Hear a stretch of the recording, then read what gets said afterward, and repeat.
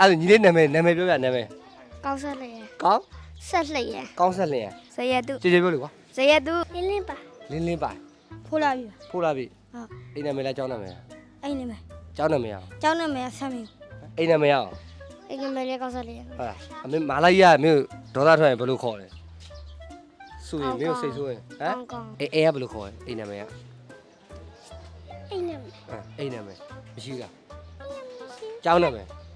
ကျောင်းနာမည်လေးလေးပါ လင်းလင်းပါ အဲ့နာမည်လေးလေးလေးပါ ဟာမာလာကြီးကဘယ်လိုခေါ်လဲ လေးလေးပါလို့ပါ ဟာအဲ့လိုချစ်စလုံးနဲ့ခေါ်နေတယ်ပဲမရှိဘူးလားဟာပြီလားနင်ချစ်မချစ်ဘူးလားမသိဘူးဘာမှမခေါ် ABCD သိလား ပြီလေ အဲ့သိရပေါ့အေးဟုတ်ပြီ ABCD မှာ6လုံးမြောက်ကဏ္ဍရပါတယ်6လုံးမြောက်ကပါတယ် F F 6လုံးမြောက်ကပါ F ဟုတ်လို့ဟမ် H နောက်ဘဝမှာလူမုံပွဲနဲ့အကောင်တရိစ္ဆာန်တစ်ကောင်ဖြစ်မှာသူဘာကောင်လို့ရှိရင်ဘာကောင်ဖြစ်ရှင် ငှက် ငှက်ဖြစ်ရှင်ဘာလို့ ရှောက်ပြန်ပြီ ရှောက်ပြန်ရင်အေးအဲ့ဒါဆိုအတောင်ပံပေါက်ပြီဆိုလို့ရှိရင်မင်းပထမဆုံးဘယ်ကိုပြန်မလဲ ကိုရီးယား ကိုရီးယားဟာအတောင်ကြီးပေါက်လာခဲ့မယ်ဆိုလို့ရှိရင်ပထမဆုံးနေတယ်မင်းဘယ်ကိုသွားမလဲအရင်ဆုံးသွားမယ့်နေရာတစ်ခုလောက် အိမ်မပြန်မှာ ဘာလို့လဲ ပြင်းလို့ ဟုတ်လေအတောင်ပံကြီးတစ်ခုလုံးပေါက်နေမှာတော့ဗာမင်းတစ်ခုတစ်တရားသွားဖို့စဉ်းစားပါဘာလို့အိမ်ပြန်မှာပြင်းလို့လဲစားပြီ ဖယားကောင်းဖယား ဒါကောနည်းနည်းလေးရှိပြ ကောင်း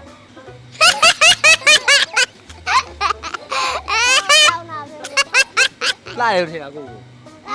ကိုလာရထင်လို့လား ဟုတ်တယ် ငါတစ်ခုမေးခွန်းတစ်ခုမေးရကွာမှန်အောင်ဖြေနိုင်မျိုးမို့ချင်းကိုကြီးတက်ကိုဘယ်လောက်ရှိပြီလို့ထင်ကိုကြီးတက်ကို နှစ်ဆက်ပါ သိကြလား ဟုတ်ကဲ့ တော်တယ်ကွာမေဘယ်လို့တည်ရ20ကို ရမ်းဖြစ် ကိုကြီးအသက်ကိုမှန်အောင်မှန်းကြည့်လိုက်ကိုကြီးတက်ဘယ်လောက်ရှိပြီမို့ကြည့်ရမှန် 24ညီကွာအခုကစပြီးတော့ကြီးရဲ့အထိအဖိုးကြီးဖြစ်တဲ့အချိန်ဒီအစားတော့တစ်ခုပဲစားရမယ်ဆိုရင်ဘာစားခြင်းလဲအဲ့တစ်ခုပဲစားရမှာတက်တက်လို့ဘာစားရမလဲ အသားဗျာ ဟမ် အသားဗျာ အသားဗျာဘာလို့ ကြိုက်လို့ ဟယ်လိုလို့ပြောဟယ်လို